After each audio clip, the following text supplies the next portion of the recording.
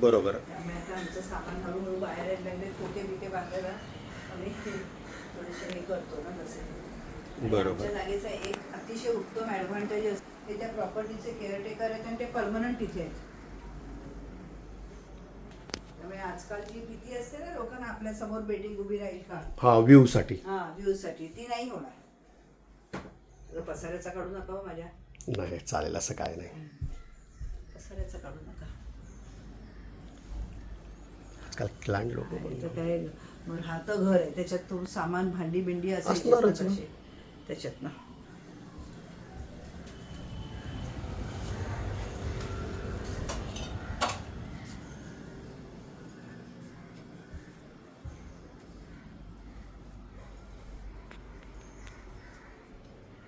दोन बाथरूम होत्या, त्याची मी एक बाथरूम